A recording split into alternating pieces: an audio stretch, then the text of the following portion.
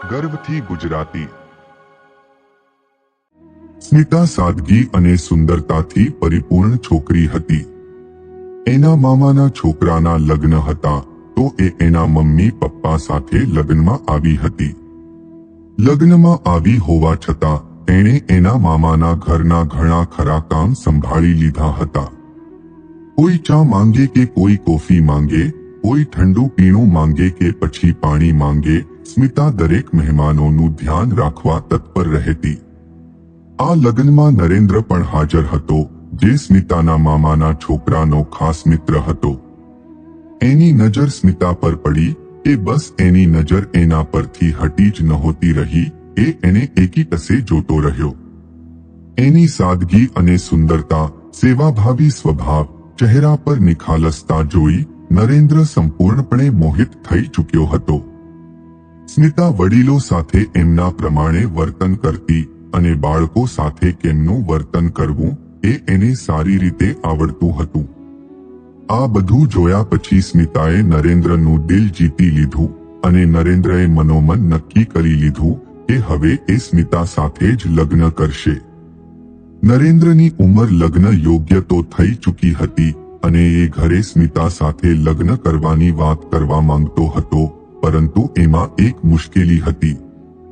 નરેન્દ્રનો પરિવાર સુખી અને સમૃદ્ધ હતો, પરંતુ એમના વિચારો ખૂબ જૂના પુરાણા અને ઘરના બધા સભ્યો ખૂબ રૂઢિવાદી હતા।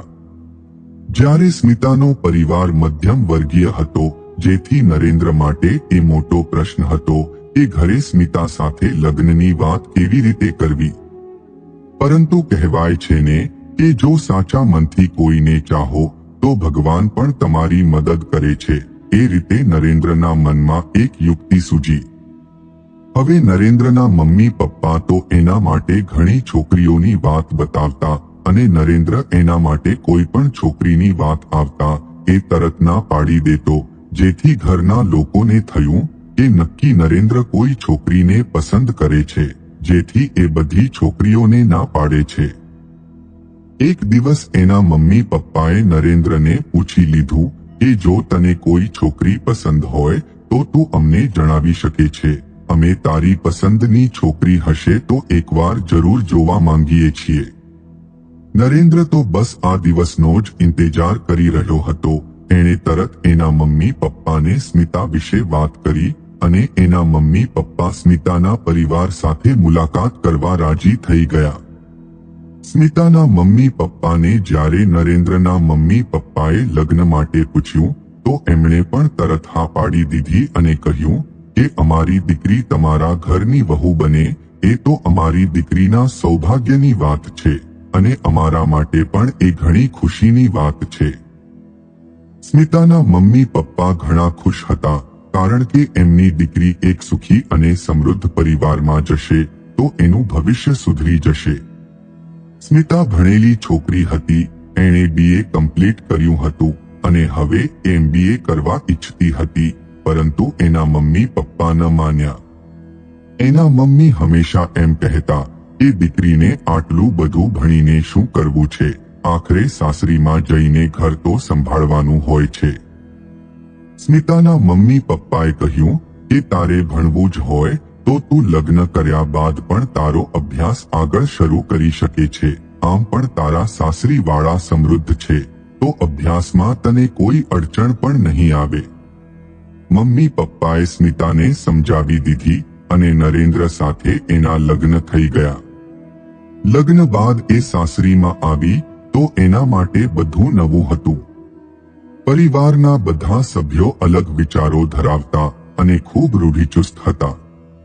સ્મિતાના સાસુના મનમાં સ્મિતા માટે થોડો અણગમો હતો, કારણ કે એમના દીકરા નરેન્દ્રએ એમની બતાવેલી દરેક છોકરીને ના પાડી એની પોતાની પસંદની છોકરી સ્મિતા સાથે લગ્ન કર્યા હતા। સ્મિતાના સાસરીમાં નવું જીવન શરૂ થઈ ગયું। લગ્ન બાદ બધા મહેમાનો ધીરે ધીરે પોતાના ઘરે ચાલ્યા ગયા અને ઘર હવે ખાલી થવા લાગ્યું। સ્મિતાની ખરી પરીક્ષા તો હવે શરૂ થવાની હતી। લગ્ન બાદ એક દિવસે સ્મિતા ડ્રેસ પહેરીને એના સાસુ સસરા સામે આવી, કારણ કે એ એના સાસુ સસરાને માતા પિતા જ માનતી હતી. સાથે એને એમ હતું કે ઊંચા ઘરના લોકો છે તો ઘરની વહુ ડ્રેસ પહેરે એ સામાન્ય બાબત ગણાશે. પરંતુ સ્મિતાએ જે વિચાર્યું હતું બધું એના વિપરીત થયું. સ્મિતાને ડ્રેસ પહેરેલો જોતા જ એના સાસુએ ઘણું ખરું સંભળાવતા કહ્યું કે તારા માતા પિતાએ તને માન મર્યાદા વિશે તો જણાવ્યું જ હશે. મોટા ઘરની વહુઓ આ રીતે માથા ખુલ્લા રાખીને નથી ફરતી. સાસરીમાં મર્યાદા રાખવી પડે છે. અમારા જમાનામાં અડધો ઘૂંઘટ તાણી રાખવામાં આવતો હતો અને તું તો અમારા સામે ડ્રેસ પહેરી આવી છે. આજે ડ્રેસ પહેર્યો એ પહેર્યો, પરંતુ હવેથી આ ભૂલ ન થવી જોઈએ. અને એટલું યાદ રાખજે કે હવે તારા લગ્ન થઈ ગયા છે અને તું સાસરીમાં છે, તારા ઘરે નથી. અહીં મર્યાદામાં રહીને અહીંના દરેક નિયમો તારે માનવા પડશે. સાસરીમાં હંમેશા માથે ઘૂંઘટ હોવો જોઈએ. અહીંયા ઘરની સ્ત્રીઓ જેઠ, સસરા તથા મોટા પુરુષો સાથે વાત પણ નથી કરતી. તો આ બધું યાદ રાખજે, આગળથી આ ભૂલ ન થાય. સ્મિતા માથું ઝુકાવી ચૂપચાપ એના સાસુની દરેક વાત ધ્યાનથી સાંભળી રહી. પરંતુ હજુ હમણાં જ લગ્ન કરીને આવી છે અને એના સાસુનું આવું વર્તન એનું મન દુભાવી ગયું. ત્યાર પછી થોડા દિવસો બાદ એણે એના આગળના અભ્યાસ માટે નરેન્દ્રને વાત કરી તો નરેન્દ્રએ એના મમ્મી પપ્પા સાથે એ વિશે ચર્ચા કરી. નરેન્દ્રના મમ્મીએ સાફ સાફ કહી દીધું કે આ ઘરમાં એ બધા ધતિંગ નહીં ચાલે, માટે આગળથી એ વિશે આ ઘરમાં કોઈ વાત ન થવી જોઈએ. સ્મિતાએ પોતાનું મન મારીને બધું સ્વીકાર કરી લીધું અને સાસુના કહ્યા પ્રમાણે બધું ચાલતું રહ્યું. આમ દિવસો વીતતા ગયા અને એક દિવસ સ્મિતા ઘરે એકલી હતી. નરેન્દ્ર જોબ પર ગયો હતો અને એના સાસુ પણ મામાના ઘરે ગયા હતા. ઉનાળાનો સમય હતો અને ભર બપોરે તબિયત ઠીક ન હોવાથી એના સસરા કંપનીમાંથી ઘરે આવ્યા. માથે પરસેવો વળ્યો હતો અને ઘરે આવીને પંખો ચાલુ કરી સોફા પર બેઠા. બેસીને તરત પીવા માટે પાણી માંગવા લાગ્યા, પરંતુ ઘરે તો સ્મિતા સિવાય કોઈ નહોતું. સ્મિતા ઘૂંઘટ તાણી પાણીનો ગ્લાસ લઈને સસરાને આપવા આવી. સ્મિતા જેવી પાણી લઈને આવી તો એણે ઘૂંઘટમાંથી જોયું કે એના સસરા બેભાન હાલતમાં સોફા પર પડ્યા હતા. એ સમયે એને એના સાસુના શબ્દો યાદ આવ્યા કે સસરા સામે ઘૂંઘટ રાખવો અને એમના સાથે વાત પણ ન કરવી. પરંતુ એના સસરાને બેભાન હાલતમાં જોઈ એણે આ બધું પડતું મૂક્યું અને સીધો 108માં ફોન કરી એમ્બ્યુલન્સ બોલાવી. થોડી જ વારમાં એમ્બ્યુલન્સ ઘરે આવી પહોંચી અને એના સસરાને આરામથી હોસ્પિટલ પહોંચાડી દેવામાં આવ્યા. હોસ્પિટલમાં પહોંચતા ત્યાં એમની સારવાર થઈ અને ડોક્ટરે કહ્યું કે સારું થયું તમે સમયસર એમ્બ્યુલન્સ બોલાવી હોસ્પિટલમાં દાખલ કરી દીધા. હવે એમને સારું છે, તમે એમને મળી શકો છો. ત્યારબાદ સ્મિતાએ હોસ્પિટલના ફોનથી નરેન્દ્ર અને એના સાસુને સસરા વિશે ખબર આપી અને હોસ્પિટલનું સરનામું તથા રૂમ નંબર આપી ત્યાં બોલાવી લીધા.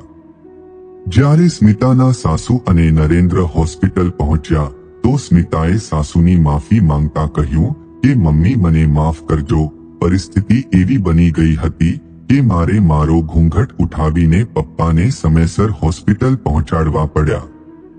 ત્યાં ડોક્ટર પણ આવ્યા અને બોલ્યા સારું થયું કે તમારી વહુએ તરત એમ્બ્યુલન્સ બોલાવી એના સસરાને દાખલ કરી દીધા. જો વધારે મોડું થઈ હોત તો એમની જાનને જોખમ થઈ જતું. સ્મિતાના સાસુએ એના બંને હાથ પકડી કહ્યું સ્મિતા બેટા, માફી તું શું કામ માંગે છે? માફી તો મારે માંગવી જોઈએ.